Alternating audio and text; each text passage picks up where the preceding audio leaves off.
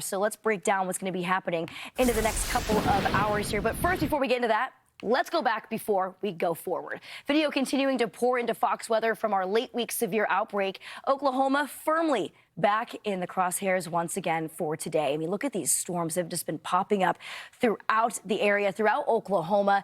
Major tornadoes. And we're expecting very similar situations as we move into the later half of this afternoon and evening for today. Doesn't stop there. We have more storms on the way for Sunday and even into our Monday. But I'm getting ahead of myself. Let's start off with what's going to happen in the next few hours. So bullseye zone for us here is going to be into Oklahoma, where we do have that level 4 out of 5 for right now. This is going to be including areas like McAllister, close to Oklahoma City, just to the southeast of Oklahoma City there.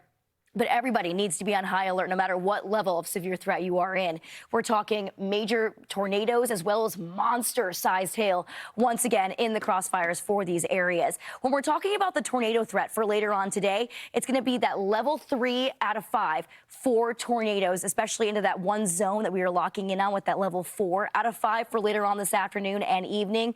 Now, we're talking EF2 or greater. The atmosphere is going to be able to support that kind of monster storm activity. We have a lot of shear in our atmosphere, which does allow for a little bit more of that twisting of our supercells. And when we get that rotation going, that's when we can see those tornadoes popping up. And these could be some long-form tornadoes too. So keeping an eye on this as we get closer and closer to this event later on today. So let's talk about what's going on currently into our atmosphere. As we move throughout the rest of the day today, we're going to get a lot more of that daytime heating moving in, and that storm energy, it's going to be on the higher end. When we start to see some of these purple pinkish colors, that's when things get pretty dangerous. We have a lot of a storm energy available.